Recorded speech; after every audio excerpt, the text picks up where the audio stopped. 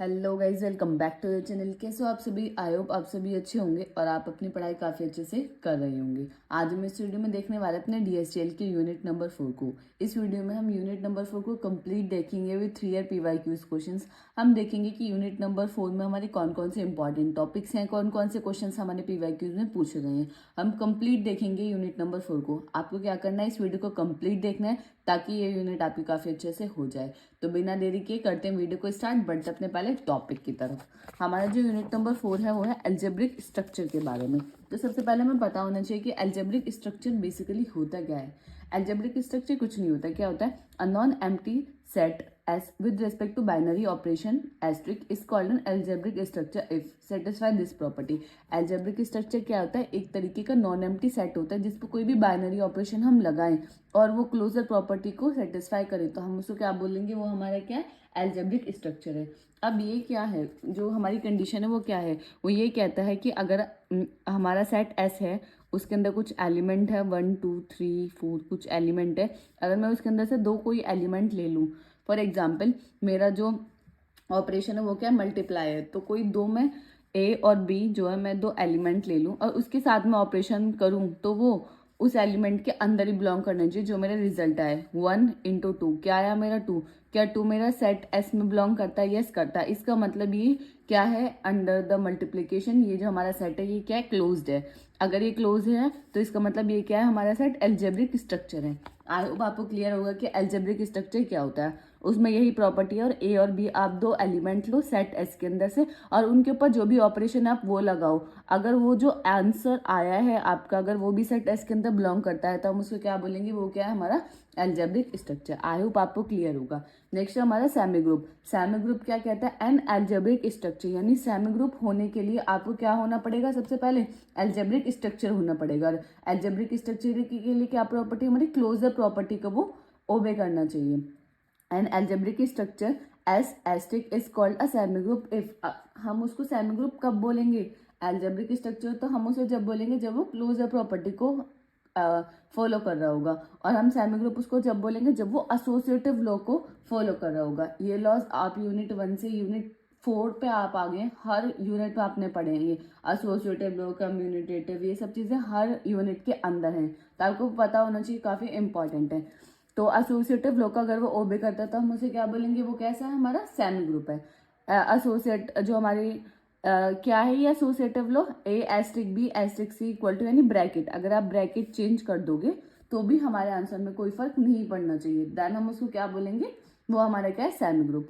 आई hope आपको clear होगा। Next है हमारा मोनोइड। मोनोइड होने के लिए सबसे पहले आपको क्या बनना पड़ेगा? अ सेमी ग्रुप। यानी मोनोइड के लिए सेमी ग्रुप होना सबसे ज्यादा जरूरी है। अब सेमी ग्रुप के लिए क्या है? दो प्रॉपर्टीज है। पहला तो क्या होना चाहिए? कि एल्जेब्रिक स्ट्रक्चर होना चाहिए और एसोसिएटिव लॉ को फॉलो करना चाहिए। इसका मतलब क्लोजर और एसोसिएटिव जो होगा वो हमारा क्या कहलाएगा? Semi group. और मोनोइड के लिए उसे सेमी ग्रुप होना पड़ेगा। इसको हम उसे मोनोइड कब बोलेंगे? If only if and only if this exist an element e belongs to S. उसके अंदर एक एलिमेंट ई एग्जिस्ट करेगा सच दैट कि ई के हम मल्टीप्लाई करें तो वो हमारा एलिमेंट आ जाए। फॉर एग्जाम्पल मैं आपको बताती हूँ, ई जो हमारा होता है उसको हम बोलते हैं आइडेंटिटी एलिमेंट। क्या बोलते हैं हम? Identity element. अब हमारे पास ऑपरेशन है प्लस और मल्टीप्लाई। अब हम देख लेते हैं कि आइडेंटिटी हमारी क्या होती है प्लस और मल्टीप्लाई के साथ। अब क्या है इसका कि मैं किस एलिमेंट के साथ में मल्टीप्लाई करूं कि मुझे वो एलिमेंट ही मिल जाए। फॉर एग्जाम्पल 2 के साथ में किसकी मल्टीप्लाई करूं कि मुझे 2 ही आ जाए? तो किसी करूंगी? 1 की। इसका मतलब मल्टीप्लिकेशन के केस में हमारा आइडेंटिटी एलिमेंट क्या होता है? 1 होता है। और अगर मैं प्लस के केस में, सेमी प्लस के केस में बात करूं तो प्लस के केस में आइडेंटिटी एलिमेंट मेरा क्या हुआ? 2 के साथ में क्या प्लस करूं कि मुझे 2 ही मिल जाए? क्या होगा हमारा आइडेंटिटी एलिमेंट? 0। इसका मतलब ई जो है हमारा आइडेंटिटी एलिमेंट है वो प्लस के साथ 0 होता है, मल्टीप्लाई के साथ क्या होता है? 1 होता है। आई होप आपको क्लियर होगा। अगर आइडेंटिटी एलिमेंट भी एग्जिस्ट करता है सेट के अंदर तो हम उसको क्या बोलेंगे? मोनोइड। ठीक है। मोनोइड के लिए क्या क्या प्रॉपर्टीज हो गई? क्लोजर होना चाहिए, एसोसिएटिव होना चाहिए और आइडेंटिटी एलिमेंट उसके अंदर एग्जिस्ट करना चाहिए। तो हम उसको क्या बोलेंगे? वो हमारा क्या? मोनोइड है। ठीक है। नेक्स्ट है हमारा ग्रुप। अब algebraic structure, semi group, monoid. अब आता है मेन ग्रुप। ग्रुप के लिए उसे क्या होना चाहिए? मोनोइड होना चाहिए सबसे पहले। मोनोइड के लिए क्या प्रॉपर्टीज हैं? क्लोजर होना चाहिए, एसोसिएटिव होना चाहिए और आइडेंटिटी एलिमेंट उसके अंदर क्या करने चाहिए? एग्जिस्ट करने चाहिए। ग्रुप के अंदर बस एक और जो आइडेंटिटी है, जो प्रॉपर्टी है वो ऐड हो जाती है। वो कौन सी होती है? इनवर्स। मैं आपको भी बताती हूँ। Monoid S, asterisk is called a group if and only if for each element A belong to S, there exists an element B belong to S such that where A and B are called inverse of each other. For example, inverse क्या होते हैं? inverse मैं आपको बताती हूँ बहुत easy में। inverse क्या कहता है? ये होता है A into a inverse equal to e, यानी आइडेंटिटी एलिमेंट आना चाहिए। अब मैं आपको बताती हूँ कि एग्जाम्पल के लिए हमने ए की वैल्यू 2 ले ली और हमारा जो ऑपरेशन है वो क्या? मल्टीप्लाई। तो मैं 2 में किसकी मल्टीप्लाई करूँ कि मुझे आइडेंटिटी एलिमेंट क्या होता है मल्टीप्लीकेशन के केस में? 1। तो मैं 2 की इनवर्स क्या होगा? 2 का इनवर्स, यानी मैं 2 में किसकी ऐसे मल्टीप्लाई करूँ जो मुझे आंसर में 1 मिल जाए। तो किसी करूँगी 1/2 की, क्योंकि 2 से 2 कैंसिल हो जाएगा तो मुझे 1 मिल जाएगा। तो 2 का इनवर्स क्या हुआ? 1/2। ऐसे ही 3 का इनवर्स क्या होगा? 1/3। इसी तरीके से जो सेट के अंदर एलिमेंट है अगर उनका इनवर्स भी एग्जिस्ट करता है तो हम उसको बोलेंगे ग्रुप। ग्रुप के लिए क्या एडिशनल एक प्रॉपर्टी? इनवर्स की। अब मैं आपको सारी प्रॉपर्टी बता देती हूँ ग्रुप की। जो 4 प्रॉपर्टीज हैं, पहला है क्लोजर। क्लोजर आपको पता है कि कोई भी 2 एलिमेंट आप सेट के अंदर ले लो, जो भी ऑपरेशन अगर उन पे लगाओ और जो आंसर आएगा अगर वो भी ग्रुप के अंदर या सेट के अंदर बिलोंग करता है तो वो क्लोज्ड है। एसोसिएटिव लॉ क्या कहता है? ए एस्टिक बी एस्टिक से अगर हम ब्रैकेट्स को चेंज कर दें तो एसोसिएटिव लॉ। आइडेंटिटी क्या कहता है? ए इंटू ई इक्वल ए आना चाहिए, यानी आइडेंटिटी एलिमेंट हमारा क्या होता है कि हम किसी एलिमेंट के साथ किसकी मल्टीप्लाई करें कि मुझे वही एलिमेंट मिल जाए। मल्टीप्लीकेशन के में क्या होता है? हमारा मल्टीप्लाई में क्या होता है? आइडेंटिटी 1 होता है और प्लस के केस में क्या होता है? हमारा 0 होता है। ठीक है। इनवर्स मैंने आपको बताया a into a inverse equal to e आना चाहिए। तो इनवर्स जैसे मैंने आपको बताया 2 का इनवर्स क्या होगा? हमारा 1/2 होगा मल्टीप्लीकेशन के केस में। तो ये 4 प्रॉपर्टीज अगर वो फॉलो करता है तो हम उसको क्या बोलेंगे? वो क्या है? हमारा ग्रुप। क्या होनी चाहिए? क्लोजर, एसोसिएटिव, आइडेंटिटी और इनवर्स। अगर ये 4 प्रॉपर्टीज को फॉलो करता है तो वो हमारा क्या है? ग्रुप है। आई होप आपको क्लियर होगा। नेक्स्ट आता है हमारा एबिलियन ग्रुप। अब ग्रुप की 4 प्रॉपर्टीज को तो फॉलो ही करेगा, क्योंकि एबिलियन ग्रुप इसका नाम आ रहा है ना, ग्रुप इसके नाम में ही ग्रुप आ रहा है। इसका मतलब क्लोजर, एसोसिएटिव, आइडेंटिटी और इनवर्स प्रॉपर्टीज तो इसके अंदर होंगी। इसके अंदर एक प्रॉपर्टी और आ जाती है जिसको हम बोलते हैं कम्युनिटेटिव प्रॉपर्टी। कम्युनिटेटिव प्रॉपर्टी अगर आ जाए तो हम उस ग्रुप को क्या बोलेंगे? Abelian group. ठीक है।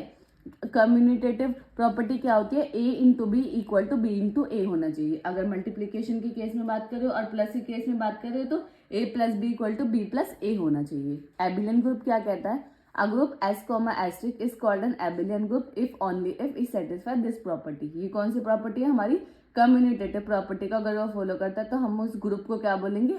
Abelian group. आई होप आपको क्लियर होगा कि ग्रुप और एबिलियन ग्रुप में एक ही डिफरेंस है। एबिलियन ग्रुप कम्युनिटेटिव लॉ को ओबे करता है। ठीक है। नेक्स्ट है हमारा ऑर्डर ऑफ अ ग्रुप।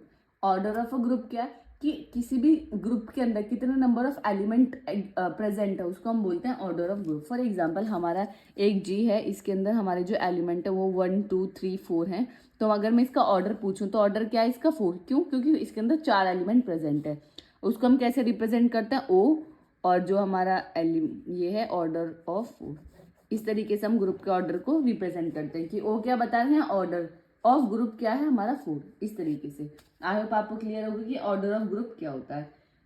ये थोड़ा कंफ्यूजिंग हो सकता है आपके लिए। सेमी ग्रुप का मोनोइड ग्रुप, एबिलियन ग्रुप, बिल्कुल भी कंफ्यूजन आपको क्रिएट नहीं करना है। सिंपल आप जैसे मैंने स्टेप बाय स्टेप चले ना, पहले क्या algebraic structure, then semi group, then monoid, इस तरीके से आप याद करोगे तो कभी आप कंफ्यूज नहीं होगे। अगर आप आगे पीछे याद करोगे तो कंफ्यूजन जरूर हो आएगी आपको। अब इसके लिए मैंने आपको एक ये टेबल बना दी है, आपको नोट्स में मिल जाएगी। इस टेबल के थ्रू आप ज़्यादा अच्छे से लर्न कर सकते हो कि कौन सी प्रॉपर्टी क्या है। यहाँ मैंने सबकी प्रॉपर्टीज को डिफाइन कर दिया है। आई होप आपको क्लियर होगा। नेक्स्ट आता है हमारे क्वेसी ग्रुप। जो हमारा एल्जेब्रिक स्ट्रक्चर है उसको हम क्वेसी ग्रुप भी बोलते हैं। तो क्वेसी ग्रुप भी हमारा क्या होता है? सिर्फ उसके अंदर क्लोजर लॉ अगर वो फॉलो करता है तो उसको हम बोलते हैं वो ग्रुप हमारा कैसा है? क्वेसी ग्रुप है।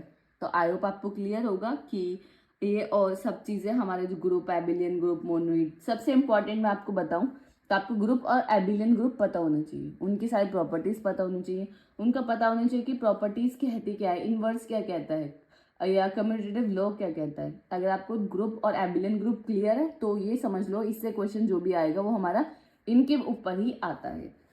अब बढ़ते अपने क्वेश्चन की तरफ, जो कि हमारे AQ 2022-23 और 23-24 में आया था। तो आपको क्या पूछा था, show that the set of 4 root of unity 1 -1 i और -i form an abelian group with respect to multiplication. आपको शो करना है कि जो 4 एलिमेंट हैं ग्रुप के अंदर ये हमारा क्या बनाएंगे, हमारा एबिलियन ग्रुप फॉर्म करेंगे।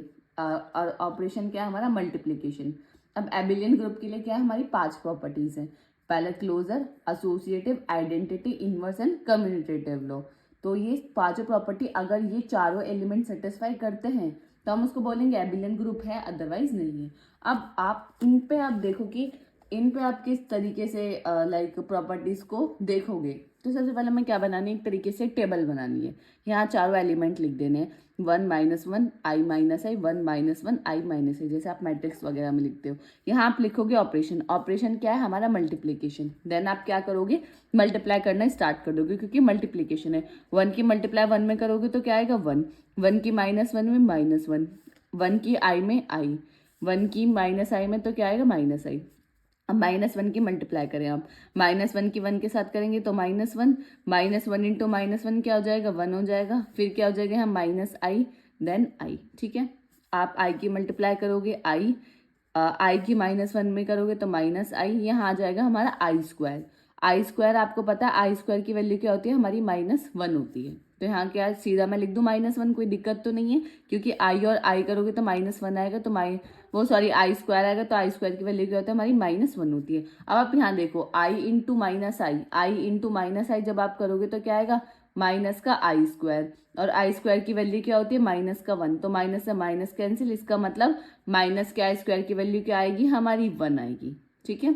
-i की i में करोगे, 1 में करोगे तो -1 आएगा, यहाँ से क्या आएगा हमारा i आएगा, यहाँ वही -1, यहाँ हमारा क्या आएगा -i², इसी तरीके से 1 हो जाएगा, यहाँ हमारा क्या आएगा i² की वैल्यू -1। तो आई होप आपको क्लियर होगा कि मल्टीप्लीकेशन मैंने किस तरीके से की है और किस तरीके से इस टेबल को मैंने कंप्लीट किया है। आपको जब भी सबसे पहले टेबल बनानी आनी चाहिए। यहाँ आपको नंबर ऑफ एलिमेंट जो आपको लिखे हैं वो लिखने हैं, यहाँ ऑपरेशन लिखना है और सिंपली इसको कंप्लीट कर देना। आप इसकी हेल्प से आप बहुत इजीली बता पाओगे कि हमारा एबिलियन ग्रुप है क्या नहीं है।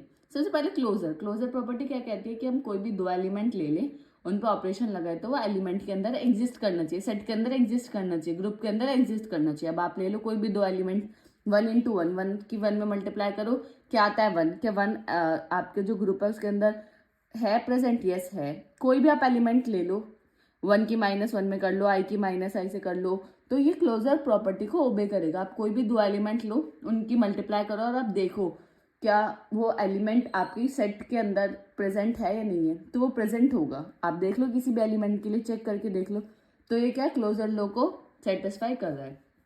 क्लोजर के बाद क्या आता है हमारा, क्लोजर प्रॉपर्टीज के बाद हमारा आता है एसोसिएटिव लॉ। एसोसिएटिव लॉ तो सिंपल है, एसोसिएटिव लॉ हमारा क्या कहता है, सिंपल है, a*b*c equal to a*b*c। Simple है। अगर आप यहाँ कोई भी 3 एलिमेंट ले लो, a1 ले लो, b आप -1 ले लो और c आप ले लो i।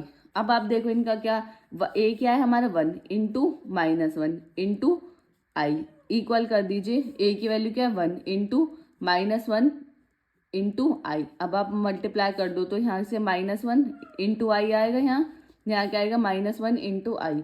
तो आप देखोगे कि यहाँ से भी माइनस आया, यहाँ से भी -i आया। इसका मतलब हमारी जो कम्यूटेटिव लॉ एसोसिएटिव लॉ है उसको क्या कर रहा है, ये फॉलो कर रहा है। इसका मतलब ये क्लोजर भी है, एसोसिएटिव भी है। अब थर्ड क्या था, आइडेंटिटी। अब आइडेंटिटी क्या होती है, क्या ऑपरेशन क्या है हमारा, मल्टीप्लीकेशन। मल्टीप्लीकेशन में आइडेंटिटी एलिमेंट हमारा क्या होता है 1 होता है, क्योंकि क्या आता है a इंटू ई इक्वल ए की में a मेरा अगर 2 है तो मैं इसमें किसकी मल्टीप्लाई करूं कि मेरा 2 ही आ जाए, तो 1 आपको मैंने बताया था। तो आइडेंटिटी एलिमेंट क्या है 1। आपको चेक करना पड़ेगा कि हर जब हम मल्टीप्लीकेशन कर रहे हैं क्या हर एलिमेंट के लिए आइडेंटिटी एग्जिस्ट कर रहा है या नहीं कर रहा।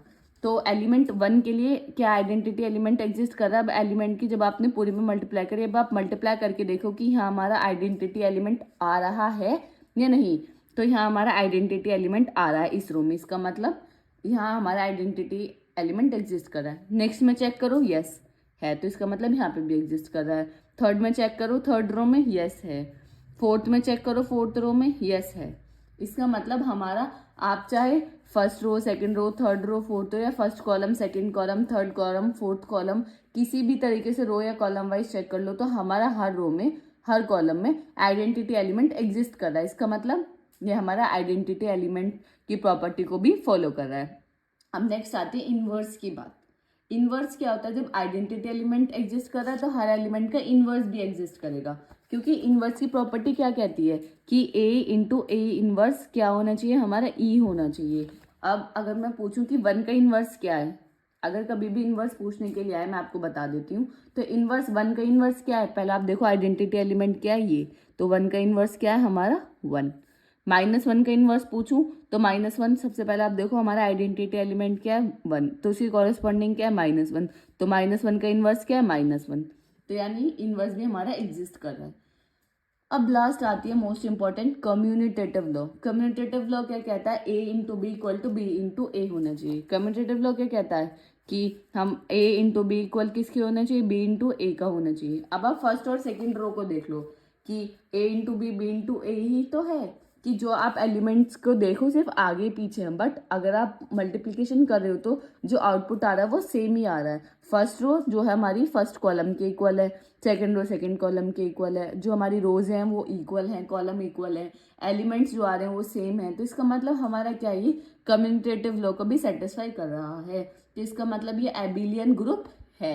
आपको समझ आया कि किस तरीके से मैंने एबिलियन ग्रुप की प्रॉपर्टीज को, हर प्रॉपर्टीज को चेक करा, और किस हर चीज़ को किस तरीके से हमें चेक करना है। आई होप आपको क्लियर होगा कि ये क्वेश्चन किस तरीके से करना है, ठीक है।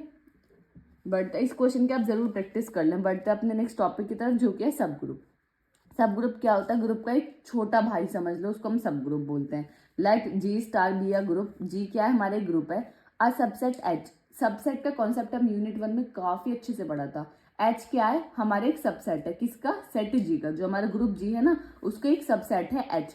तो हम क्या बोलेंगे एच को? Is called a sub group of group H comma asterisk if H asterisk is a group. इसका मतलब क्या है कि एस्ट्रिक का मतलब क्या है? Binary operation. जी और उसका बाइनरी ऑपरेशन एक ग्रुप है। अगर हम उसके एक सबसेट लें और जो सबसेट है वो उसके जो सेम ऑपरेशन के साथ ग्रुप फॉर्म करता है, तो हम उसे क्या बोलेंगे? वो हमारा जी के लिए क्या है? उसका सब ग्रुप है। आई होप आपको क्लियर होगा। और मैंने इसकी एक और डेफिनेशन लिखी हुई है, थोड़ी कॉम्प्लिकेटेड आपके लिए हो सकती है। एक और डेफिनेशन क्या लिखी हुई है? Let H be a non empty subset. H का एक नॉन एम्प्टी सबसेट है ग्रुप जी का। देन एच को हम subset, H is called subset of group G, then H is called subgroup of G if itself group under the same operation defined on G। इसका मतलब क्या है? हमारा group G है, उसका एक सबसेट है H। अगर H को हम देखें कि वो सेम ऑपरेशन के जो G का ऑपरेशन है, अगर उसके साथ ही वो क्या कर रहा है? हमारा ग्रुप फॉर्म कर रहा है, तो G का जो हमारा सब ग्रुप है वो क्या है? हमारा H है। आई होप आपको क्लियर होगा कि सब ग्रुप का कॉन्सेप्ट क्या होता है। नेक्स्ट आता है हमारा साइक्लिक ग्रुप। साइक्लिक ग्रुप की बहुत लंबी चौड़ी डेफिनेशन लिखी हुई है, मैं आपको बताती हूँ साइक्लिक ग्रुप होते क्या है। आपको एक ग्रुप गिवन है, ठीक है, आपको एक ग्रुप गिवन है अंडर द ऑपरेशन। अगर आप किसी ग्रुप के एक एलिमेंट, लाइक ग्रुप के कोई एक एलिमेंट सारे ग्रुप के एलिमेंट को फॉर्म कर देता, हम उसको बोलते हैं वो क्या? हमारा साइक्लिक ग्रुप। अभी आपको समझ नहीं आया होगा, अब मैं आपको थोड़ा डेफिनेशन पे देखते हैं, एग्जाम्पल देखेंगे तो आपको ये चीज़ क्लियर हो जाएगी कि साइक्लिक ग्रुप हमारा क्या होता है। Let G comma asterisk be a group. पहले साइक्लिक ग्रुप को क्या होना पड़ेगा? ग्रुप होना पड़ेगा। If there exist an element, इसमें क्या एक ऐसा एलिमेंट एग्जिस्ट करता है ग्रुप जी के अंदर, such that every element of group G asterisk can be written in the form of a की power n for some positive integer n. ये क्या कहता है कि ग्रुप जी है, उसके अंदर से हमने कोई एक एलिमेंट लिया। फॉर एग्जाम्पल मैं आपको बताती हूँ कि हमारे एक, ये क्या कहता है कि हमारे ग्रुप जी है, ठीक है, ग्रुप जी 1 2 3 4 ऐसे हमने ग्रुप जी के अंदर से एक एलिमेंट लिया 1, और 1 जो है ए की पावर एन, ए की पावर एन का मतलब क्या है कि 1 की पावर 1 1 की पावर 2 जब हम कर रहे हैं तो वो ग्रुप के सारे एलिमेंट को फॉर्म कर रहा है। तो हम 1 को क्या बोलेंगे कि 1 हमारा जनरेटर है, और ये जो हमारा ग्रुप है ये हमारा कैसा है? साइक्लिक ग्रुप है, ठीक है। ये कह रहा है। आई होप आपको क्लियर होगा कि साइक्लिक ग्रुप हमारा क्या होता है। वही इसने बताया कि जो एलिमेंट है जो जनरेट कर रहा है सारे ग्रुप के एलिमेंट को, उसको हम बोलेंगे जनरेटर। और जो हमारा ग्रुप कहलाएगा वो हमारा कौन सा ग्रुप होगा, साइक्लिक ग्रुप। अब मैं आपको बता देती हूँ एग्जाम्पल के थ्रू। एक हमारा ग्रुप है 1 और -1, उसको हमें प्रूफ कर देखना है कि ये हमारा साइक्लिक ग्रुप है या नहीं है। अब आप देखो क्या है 1 और -1, ये क्या कहता है। एक हमारा ग्रुप है जिसके अंदर एलिमेंट है 1 और -1, ठीक है। अब इसकी फॉर्म क्या है, a की पावर n की फॉर्म में हमें लेना है। अब सबसे पहला फर्स्ट एलिमेंट लीजिए, ठीक है। 4 चेक कर रहे हैं हम, 4 1 के लिए, एलिमेंट 1 के लिए। 1 की पावर 1 कीजिए, 1 आएगा। 1 की पावर 2 1। अब 1 की पावर 3 1। आप करते जाओ, क्या आपको कभी -1 मिल जाएगा, नहीं मिल जाएगा। इसका मतलब 1 हमारा जनरेटर नहीं हो सकता।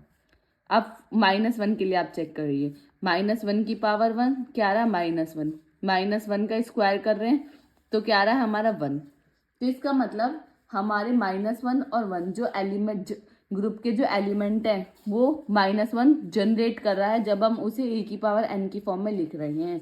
तो -1 हमारा क्या होगा, -1 हमारा होगा जनरेटर। और हमारा ये ग्रुप कैसा होगा, ये ग्रुप होगा हमारा साइक्लिक ग्रुप। आई होप आपको क्लियर होगा कि अगर आप इसकी पावर बढ़ाते जाओगे तो क्या जगह रिपीटेडली होता जाएगा, -1 की पावर 4 1, तो रिपीटेशन हो जाएगा। इसका मतलब हमें जो ग्रुप के एलिमेंट है वो मिल गए हैं, वो ये अकेला जनरेट कर पा रहा है। तो इसका मतलब ये हमारा ग्रुप कैसा है, साइक्लिक ग्रुप। और जो हमारा एलिमेंट है उसको हम क्या बोलते हैं, जनरेटर। वही इसके अंदर लिखा हुआ है कि -1 की जब हम पावर 1 लिख रहे हैं तो -1 आ रहा है, -1 का स्क्वायर करें तो 1 आ रहा है। तो we can generate all the element of set using -1। -1 का यूज करके हम ग्रुप के सारे एलिमेंट को जनरेट कर पा रहे हैं। तो इसका मतलब क्या है, -1 हमारा जनरेटर है और हमारा ग्रुप कैसा है, साइक्लिक ग्रुप है। एक एग्जाम्पल मैंने आपको करके बता दिया, दूसरा आप कमेंट सेक्शन में मेरे को बताएं। 1 ओमेगा और ओमेगा स्क्वायर क्या अंडर द मल्टीप्लीकेशन ये हमारा साइक्लिक ग्रुप है या नहीं है। आप इसको चेक करो और देन मेरे को आप बताओ कि हमारा साइक्लिक ग्रुप है या नहीं है, कमेंट सेक्शन में जल्दी से, ठीक है। अब बढ़ते अपने नेक्स्ट क्वेश्चन की तरफ, जो हमारा 2023-24 में पूछा गया था। तो क्वेश्चन हमारा था क्या, आपको एक ग्रुप गिवन था जिसके अंदर एलिमेंट थे 1 2 3 4 5 6। अंडर मल्टीप्लीकेशन ऑपरेशन क्या था, मल्टीप्लीकेशन। मॉड्यूलो 7 में अभी आपको बताऊंगी कि मॉड्यूलो 7 का मतलब क्या है, ठीक है। और उसके अंदर आपको 4 सब पार्ट थे। पूछा था कि मल्टीप्लीकेशन टेबल बनानी है, वही जो मैंने आपको बताई थी। इनवर्स पूछा था, सब ग्रुप पूछे थे 2 और 3 की कि जनरेटर और ऑर्डर क्या होगा। जी को पूछा था कि हमारा साइक्लिक ग्रुप है या नहीं है। सबसे पहले क्या काम करना है, आपको टेबल बनानी है। टेबल के लिए क्या करना है, एक पहले यहाँ एलिमेंट लिखना है, यहाँ एलिमेंट लिखना है, यहाँ आपको ऑपरेशन जो भी हमारा ऑपरेशन है उसको लिखना है। ऑपरेशन क्या है, मल्टीप्लाई। देन आप मल्टीप्लाई कर, अब मैं आपको बताऊंगी कि ये जो मॉड्यूलर 7 लिखा है इसका मतलब क्या है। अंडर मॉड्यूलर 7 1 की मल्टीप्लाई करो 1 2 3 4 5 सेम एलिमेंट है। अब जैसे आप 2 की मल्टीप्लाई करोगे 2 1 जा 2 2 2 जा 4 2 3 जा 6 2 4 जा 8 2 4 जा 8, यानी जो एलिमेंट है, एलिमेंट तो 6 है बट उससे ज्यादा वैल्यू आ रही है। जो ग्रुप का एलिमेंट है 6 से ज्यादा जब भी वैल्यू आएगी तो आप क्या करोगे, उसे 7 से डिवाइड कर दोगे, जो रिमाइंडर आएगा उसको लिखोगे। 4 2 जा क्या होता है 8, 8 को जब आप 7 से डिवाइड करोगे तो रिमाइंडर क्या बचेगा 1, तो हमने 1 लिखा हुआ है। इसी तरीके से 5 2 जा 10, अब 10 आएगा। 10 तो ग्रुप के अंदर है नहीं, ग्रुप के अंदर तो सिर्फ और सिर्फ 6 एलिमेंट है, तो आप क्या करोगे 10 को 7 से डिवाइड करोगे तो क्या बचेगा 3। इसी तरीके से 6 2 जा 12, 12 को 7 से डिवाइड करोगे, रिमाइंडर क्या आएगा आपका 5। इसलिए बोला था कि मॉड्यूलर 7, इसका मतलब अगर कभी भी 6 से बड़ी वैल्यूज आती हैं, जो आपके ग्रुप के अंदर जो एलिमेंट है उससे जब बड़ी वैल्यू आएगी तो आप क्या करोगे, उस एलिमेंट को 7 से डिवाइड कर दोगे, जो रिमाइंडर आएगा वो आप अपने मैट्रिक्स के अंदर या जो भी मल्टीप्लिकेशन टेबल है उसके अंदर लिख दोगे। आई होप आपको क्लियर होगा। इसी तरीके से टेबल मैंने जनरेट की हुई है। अब आप एक बार खुद से ट्राई करो, जैसे कि 3 1 जा 3 3 2 जा 6 तक है, लेकिन 9 आ गया, 3 3 जा 9, तो आप क्या करोगे 9 को 7 से डिवाइड करोगे तो 7 1 जा 7 8 9, इसका मतलब 2 हमारा क्या बचेगा, रिमाइंडर बचेगा। तो हम क्या लिखेंगे, यहाँ 2 लिखेंगे, ठीक है। आई होप आपको क्लियर होगा। अब नेक्स्ट फर्स्ट जो इसका फर्स्ट सब पार्ट था वो आपका हो गया। सेकेंड सब पार्ट क्या था, आपको 2 का इनवर्स 3 का इनवर्स 6 का इनवर्स पूछा था। अब इनवर्स का कॉन्सेप्ट क्या है, मैंने आपको बताया था A इंटू ए इनवर्स क्या होना चाहिए हमारा E, यानी आइडेंटिटी एलिमेंट। अब क्या है ऑपरेशन, मल्टीप्लीकेशन। मल्टीप्लीकेशन ऑपरेशन में हमारा आइडेंटिटी एलिमेंट क्या होता है 1, आपको पता है 1, तो आप देखो 1 सब जगह प्रेजेंट है, 1 ये रहा, 1 हमारा ये रहा, हर रोज हर कॉलम में हमारा 1 जो है हमारा प्रेजेंट है। तो आपको किसका इन्वर्स पूछा, आपका 2 का इन्वर्स पूछा है। तो 2 का इन्वर्स क्या होगा, 2 का इन्वर्स आइडेंटिटी एलिमेंट देखो 1, तो 1 के कॉरस्पॉन्डिंग क्या है 4, तो 2 का इन्वर्स हमारा क्या होगा 4 होगा। इसी तरीके से नेक्स्ट क्या 3 का इन्वर्स, 3 का इन्वर्स क्या होगा, अब आइडेंटिटी एलिमेंट देखो 1, तो इसके कॉरस्पॉन्डिंग क्या रहा 5, तो इसका मतलब 3 का इन्वर्स क्या होगा हमारा 5। इसी तरीके से 6 का इन्वर्स पूछा है, तो 6 का इन्वर्स क्या होगा, 6 में आइडेंटिटी एलिमेंट कहाँ रहा है 1, तो 6 का इन्वर्स क्या होगा हमारा 6। आई होप आपको क्लियर होगा कि इन्वर्स हम किस तरीके से निकालते हैं। इसी टेक्निक की हेल्प से ये फॉर्मूला आप याद रखोगे तो बहुत इजीली आप क्या निकाल लोगे, इन्वर्स निकाल लोगे। ठीक है, आई होप आपको क्लियर होगा। अब हम देखेंगे जो हमारा ग्रुप है वो हमारा साइक्लिक ग्रुप है या नहीं है। अब साइक्लिक ग्रुप होने के लिए मैंने आपको पहले बताया था कि जो भी एलिमेंट है उनको आपको चेक करना पड़ेगा कि कोई ऐसा एलिमेंट तो नहीं है जो हमारे जो ग्रुप के सारे एलिमेंट उनको जनरेट कर सकता है। तो सबसे पहले हम 1 को देखेंगे। 1 तो 1 की पावर 2 3 4 कुछ भी कर लो 1 ही आएगा। तो नेक्स्ट एलिमेंट हमारा क्या है 2, क्योंकि हमारे सेट के अंदर जो ग्रुप है उसके अंदर कितने एलिमेंट हमारे पास 1 2 3 4 5 6, तो 1 तो होगा नहीं। अब हम 2 को चेक कर लेते हैं। अब 2 की पावर आप 1 करो, 2 की पावर 1 यानी 2, 2 की पावर 2 करोगे तो 4 आएगा, 2 की पावर 3 करोगे तो आपका क्या आएगा 8 आएगा। ठीक है, 8 को 7 से डिवाइड करोगे तो 1 आएगा। 2 की पावर 4 16 करोगे तो 16 करोगे, जब आप डिवाइड करोगे 16 को 7 से मोड 7 करोगे तो आपका क्या आ जाएगा 2 आ जाएगा रिमाइंडर।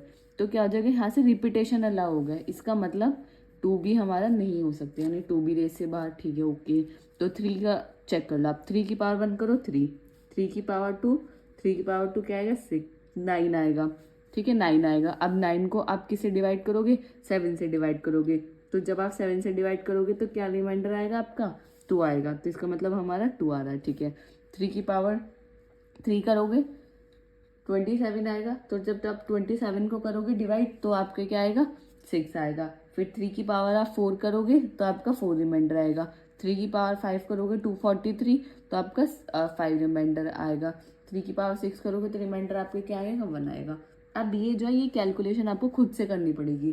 तो इसका मतलब हमें एक यूनिक एलिमेंट मिल गया 3, एक ऐसा एलिमेंट है जो हमारे ग्रुप के सारे एलिमेंट को जनरेट करा है 1 2 3 4 5 6। इसका मतलब जो हमारा ग्रुप है वो क्या है साइक्लिक ग्रुप, और जनरेटर कौन सा है हमारा, यानी वो एलिमेंट कौन सा जो सारे एलिमेंट को जनरेट कर रहा है वो क्या है हमारा 3।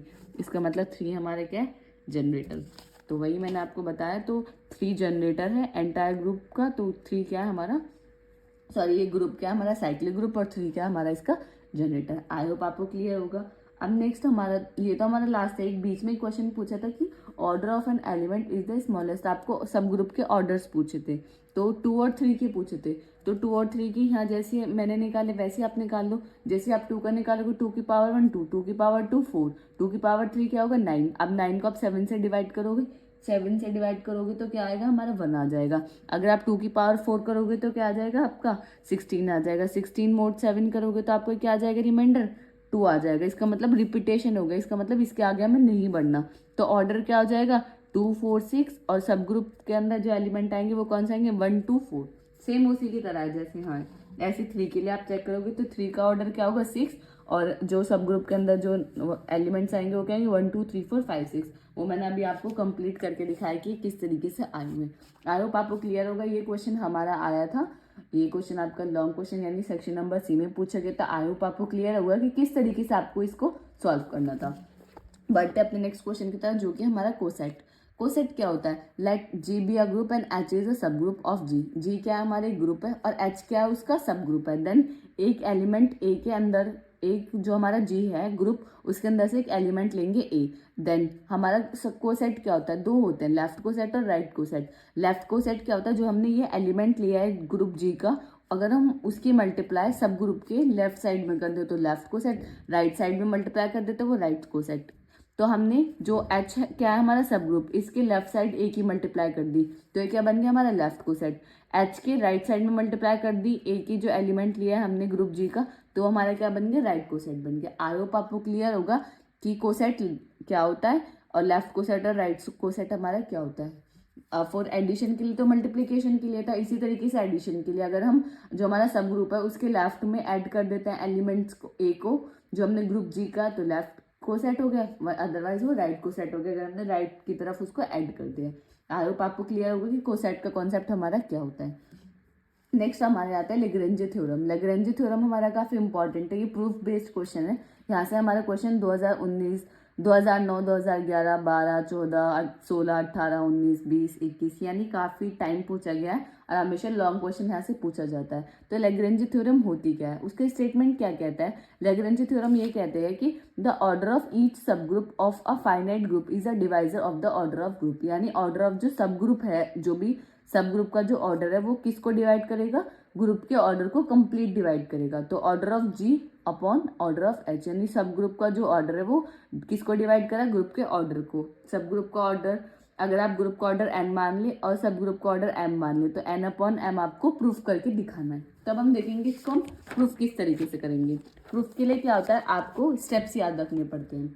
सबसे पहले आपको क्या करना पड़ेगा, एक जी जो आपका एक क्या है फाइनाइट ग्रुप है जिसका ऑर्डर क्या हमने माना एन, एन ऑर्डर है तो इसका मतलब इसके अंदर कितने एलिमेंट होंगे, एन एलिमेंट होंगे और उसका ऑर्डर क्या है एन। तो एलिमेंट क्या मान लिया हमने, A1, A2 dash dash dash dash AN। इसी तरीके से जी का एक सब ग्रुप है जो कि है H, H क्या है इसका सब ग्रुप है तो उसका ऑर्डर हमने क्या मान लिया M। इसके अंदर क्या होंगे हमारे M एलिमेंट होंगे, H1, H2 dash dash dash HM। ठीक है, अब हमें प्रूफ क्या करना है, जो कि सब ग्रुप का जो ऑर्डर है वो कंप्लीट डिवाइड करा है ग्रुप के ऑर्डर को, यानी N अपॉन M हमें प्रूफ करना है। हम हमने क्या लिया, ग्रुप के अंदर से एक एलिमेंट ले लिया है, ग्रुप के अंदर जो जी है ग्रुप इसके अंदर से एक एलिमेंट ले लिया A1 और सब ग्रुप हमारा ऐसी है। अब सब ग्रुप के साथ हम क्या बनाएंगे, उसका राइट को सेट बनाएंगे। राइट को सेट का मतलब क्या है कि जो एलिमेंट आपने ग्रुप का लिया है उस क्या कर आप क्या कर रहे हैं, राइट में मल्टीप्लाई कर रहे हैं तो वो हमारा क्या बन जा रहा है, right coset. H A1 equal to H1 A1 H2 A1 dash dash dash HM A1। इसका मतलब A1 के आपने राइट साइड मल्टीप्लाई कर दी तो राइट को सेट बन गया। अब हमने है कंक्लूजन माना, यानी एक हमने माना है कि अगर हम दो जो हमारा सब ग्रुप है इसके अंदर से अगर हम दो एलिमेंट ले लें जिसको हम बोल रहे हैं HIA इक्वल टू HJA, ए तो सेम ही रहेगा क्योंकि हमने A1 की मल्टीप्लाई कर दी, A1 मान लें या A मान लें। अगर A1 से A1 हम कैंसिल कर दें तो इसका मतलब क्या है, HI इक्वल टू HJ। इसका मतलब क्या है कि जो सब ग्रुप के जो दो एलिमेंट है वो सेम है। अगर दो एलिमेंट सेम है तो इसका मतलब कभी भी ऑर्डर ऑफ सब ग्रुप हमारा कभी भी M नहीं हो सकता। यही तो कह रहा है, M कब होगा, जब उसके M डिस्टिंक्ट एलिमेंट होंगे। बट ये क्या कह रहा है, अगर हम ऐसा मान के चल रहे हैं तो ये कह रहा है कि जो सब ग्रुप के जो एलिमेंट है वो दो एलिमेंट सेम है, इसका मतलब ऑर्डर M नहीं होगा। तो ये चीज़ पॉसिबल हमेशा हमारी नहीं है, विच इज़ नॉट पॉसिबल। तो ये आपको पहले दिखाना होगा राइट को सेट की बनाकर कि ये हमारे ऑर्डर ऑफ एच कभी भी एम नहीं हो सकता इससे। तो इसलिए हम मानते हैं कि कभी भी चीज़ पॉसिबल नहीं होगी। क्यों पॉसिबल नहीं होगी, क्योंकि हम तो मान के चले कि सब ग्रुप का जो ऑर्डर है वो क्या होगा, एम होगा। तो वो चीज़ तो पॉसिबल हो ही नहीं सकती। तो इसका मतलब क्या है, each right coset of H in G have M distinct element. इसका मतलब क्या है कि जो हमारा को सेट है उसके अंदर कितने एम डिस्टिंक्ट एलिमेंट है, कोई भी एलिमेंट सेम नहीं है। वो चीज़ हमने चेक कर ली कि कोई भी एलिमेंट नहीं सेम नहीं है। अब हमें क्या सपोज करना है कि हमारे के डिस्टिंक्ट कोसेट बनाने हैं, हमें राइट कोसेट ही बनाने, बट कितने बनाने, के डिस्टिंक्ट बनाने। तो आप बनाओ HA1 इक्वल टू H1A1, फिर HA2 की मल्टीप्लाई कर दी, देन आपने A3 की, देन डैश डैश डैश कितना बना, आपने HAK तक बना लिया क्योंकि हमें कितने एलिमेंट चाहिए, के डिस्टिंक्ट एलिमेंट चाहिए। अब we know that union of all left और right coset of H is equal to the group. जब आप यूनियन करोगे लेफ्ट कोसेट का और राइट कोसेट का तो वो हमेशा क्या फॉर्म करता है, हमेशा में क्या फॉर्म करता है, एक ग्रुप फॉर्म करता है। तो वही बस यही थी, वही आपको अप्लाई करना है यहाँ कि हमने लेफ्ट को सेट का जब हमने यूनियन करा तो वो हमारा क्या बना दिया, ग्रुप जी बना दिया। और H1A1 union H2A2 union HAK तक हमने राइट का राइट साइड यूनियन कर लिया, लेफ्ट का लेफ्ट साइड यूनियन कर लिया। देन हम क्या करेंगे, दोनों का ऑर्डर ले लेंगे। तो order of G, order of HA1 plus order of HA2 dash dash dash order of HAK। Order of H हमने क्या माना था, ऑर्डर ऑफ जी हमने क्या माना था, n। तो ऑर्डर ऑफ जी की जगह हम क्या रख देंगे, n। और ऑर्डर ऑफ H क्या माना था हमने, m। और ये कितने हैं, k हैं, तो m की। अब k की वैल्यू निकालोगे तो क्या आएगी, n अपॉन n। इसका मतलब ऑर्डर ऑफ सब ग्रुप जो है वो कंप्लीट डिवाइड कर रहा है ऑर्डर ऑफ ग्रुप को, यानी n अपॉन m। और हम बोल सकते हैं order of g upon order of h। I hope आपको क्लियर होगा कि लेग्रेंजे थ्योरम का हमें प्रूफ किस तरीके से करना है। आपको यहाँ कुछ चीज़ें याद रखनी पड़ेंगी कि हाँ यहाँ ये स्टेप्स है, ठीक है। बढ़ते हैं अपने नेक्स्ट टॉपिक की तरफ, जो कि हमारा नॉर्मल सब ग्रुप। अब नॉर्मल सब ग्रुप क्या होता है? नॉर्मल सब ग्रुप कुछ नहीं होता। नॉर्मल सब ग्रुप एक स्पेशल टाइप का एक सब ग्रुप होता है, जिसमें हम अगर रीअरेंजमेंट करते हैं एलिमेंट का, तब भी वो सब ग्रुप का फॉर्म करते हैं, तो उसी को हम बोलते हैं नॉर्मल सब ग्रुप। इसमें अब मैं आपको बता दूं कि लेफ्ट कोसेट और राइट कोसेट जब भी हमारे इक्वल होते हैं तो हम उसको बोलते हैं अपना normal subgroup. If the left coset of H and right coset of H, then subgroup H is called normal subgroup. जब लेफ्ट कोसेट और राइट कोसेट इक्वल होगा तो हम उसको बोलते हैं वो सब नॉर्मल सब ग्रुप है। या हम मान सकते हैं कि जब भी इस कंडीशन को सेटिस्फाई करेगा तो हमारा क्या है? सब ग्रुप, नॉर्मल सब ग्रुप है। H x H H x inverse belong कर रहा है एच में, और जो एक्स है वो हमारा जी का एलिमेंट है, और एच जो है वो हमारा सब ग्रुप का एलिमेंट है। अगर वो सेटिस्फाई करता है तो हमारा नॉर्मल सब ग्रुप है। या आप राइट और लेफ्ट को सेट के कॉन्सेप्ट के से समझ सकते हैं कि लेफ्ट और राइट को सेट जब हमारा इक्वल होता है तो जब हम बोलते हैं वो हमारा क्या है? नॉर्मल सब ग्रुप है। आई होप आपको क्लियर होगा। परमुटेशन नेक्स्ट टॉपिक है हमारा परमुटेशन। परमुटेशन क्या कहता है कि एस हमारा कोई सेट है जिसके अंदर A1 A2 dash dash dash AN element है, फाइन यानी N एलिमेंट है, तो हम उसे कब बोलेंगे कि वो हमारा परमुटेशन है? परमुटेशन हम उसे जब बोलेंगे जब उसके एफ जो है हमारा परमुटेशन है, जब S टू S उसकी 1-1 और ऑन टू मैपिंग होगी। 1-1 ऑन टू मैपिंग हमने काफी अच्छे फंक्शंस में पढ़ी थी, तो आपको पता होगा कि 1-1 ऑन टू मैपिंग अगर ये फॉलो करता है तो हम उसको क्या बोलते हैं? ये हमारा क्या है? परमुटेशन है। और एस क्या है हमारा? जो हमारा सेट है उसके अंदर एन एलिमेंट है, तो उसके अंदर टोटल नंबर ऑफ परमुटेशन कितने होंगे? तो टोटल नंबर ऑफ एलिमेंट कितने? एन। तो हमारे जो टोटल नंबर ऑफ परमुटेशन होंगे वो कितने होंगे? Factorial n. आगे आपको क्लियर होगा। वही लिखा हुआ है कि जो भी हमारे परमुटेशन के अंदर जो सारे सेट के एलिमेंट है उसको हम डिनोट करते हैं एस एन या पी एन। एस एन भी हमारा परमुटेशन को डिनोट करता है, पी एन भी हमारा परमुटेशन को डिनोट करता है। आई होप आपको क्लियर होगा कि परमुटेशन के लिए दो कंडीशन है, 1-1 और ऑन टू मैपिंग होनी चाहिए, तो हम उसको बोलते हैं वो हमारा क्या? परमुटेशन। नेक्स्ट क्या है हमारा? सिमेट्रिक। सिमेट्रिक क्या वो कहता है? सिमेट्रिक के लिए परमुटेशन पे ही बेस्ड है। सिमेट्रिक ये कहता है कि जो हमारे सेट के जो एलिमेंट है एफ जो है हमारी मैपिंग है, उसको हम परमुटेशन बोलेंगे। एस जो हमारा सेट है एस, तो हम उसे कब बोलेंगे? जब वो एस के साथ जो हमारा सेट एस है, पहले तो वो ग्रुप होना चाहिए किसके रेस्पेक्ट में? कंपोजिशन ऑफ मैपिंग के रेस्पेक्ट में। अगर वो ग्रुप फॉर्म कर रहा है तो हम उसको क्या बोल रहे हैं? वो कैसा ग्रुप है? हमारा सिमेट्रिक ग्रुप है। उसको हम रिप्रेजेंट करते हैं एस एन से, और उसके अंदर नंबर ऑफ एलिमेंट भी कितने होते हैं? Factorial n. समझ गए आप? सिमेट्रिक ग्रुप कुछ नहीं है, परमुटेशन पे ही डिफाइन है। वो ये कहता है कि कंपोजिशन मैपिंग के साथ वो ग्रुप की प्रॉपर्टीज को फॉलो करना चाहिए। जो भी हमारी एसोसिएटिव है, एसोसिएटिव लॉ है, आइडेंटिटी इनवर्स है, उसको एग्जिस्ट करता है, उसको फॉलो करता है, तो हम उसको क्या बोलते हैं? हमारा क्या है? वो सिमेट्रिक ग्रुप है। ठीक है, इसकी आपको डेफिनेशन थोड़े बहुत याद हो, यानी याद आप कर लें तो आपका काम हो जाएगा। अब नेक्स्ट आता है होमोमोर्फिज्म। होमोमोर्फिज्म क्या होता है? ये दो ग्रुप पे डिफाइन होता है कि एक हमारा ग्रुप जी है जिसके अंदर जो उसका ऑपरेशन है वो है हमारा एस्ट्रिक, और दूसरा हमारा जी डैश है जिसका जो ऑपरेशन हमने माना है वो क्या है? ओ। तो बी एनी टू ग्रुप, तो हमारे जो इसकी मैपिंग होगी वो हमारी क्या होगी? एफ जी से जी डैश जो हमारी मैपिंग होगी उसको हम बोलते हैं होमोमोर्फिज्म।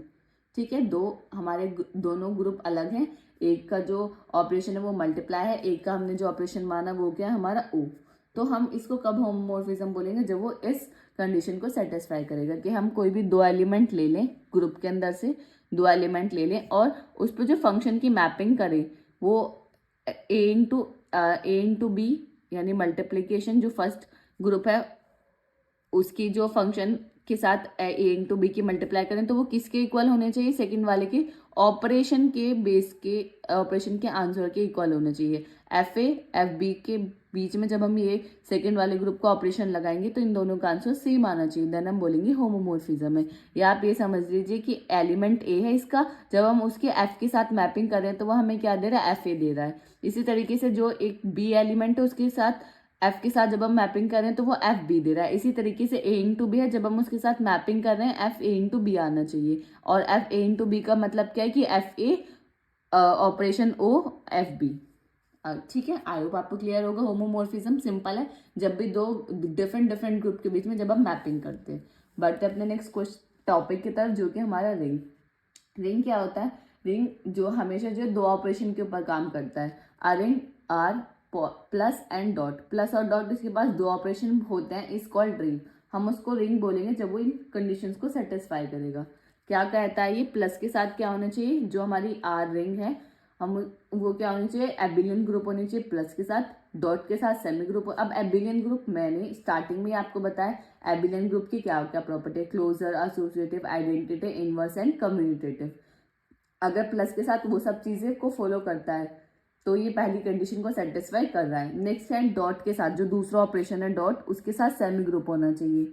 और आर सेटिस्फाई करना चाहिए डिस्ट्रीब्यूटिव लॉ को। डिस्ट्रीब्यूटिव लॉ क्या कहता है, a dot b plus c, a dot b plus a dot c, वही अंदर मल्टीप्लाई कर दी। तो अगर distributive law abelian group of semi group और इन ऑपरेशंस के साथ इन प्रॉपर्टीज को फॉलो करता है तो हम उसको क्या बोलते हैं, वो है हमारा रिंग। आई होप आपको क्लियर होगा। अब रिंग के लिए जो क्वेश्चन आता है, अगर क्वेश्चन आ भी जाता है तो अगर आपको प्रॉपर्टीज याद हैं तो आप बहुत इजीली कर लोगे, क्योंकि इसका क्वेश्चन तो मैं आपको करा चुकी हूँ। एबिलियन ग्रुप का सेमी ग्रुप सिंपल है, उसको आपको सिर्फ ऐसे प्रॉपर्टीज आपको अप्लाई करनी आनी चाहिए कि प्रॉपर्टीज को हम किस तरीके से इंप्लीमेंट करेंगे। ठीक है, आई होप आपको क्लियर होगा रिंग का कॉन्सेप्ट। नेक्स्ट आता है हमारा ring with unity. Ring with unity क्या है, सिंपल है कि रिंग के अंदर अगर हमारा एलिमेंट वन एग्जिस्ट कर रहता है या एलिमेंट वन उसके अंदर बिलोंग करता है तो हम उसको बोलते हैं रिंग विद यूनिटी।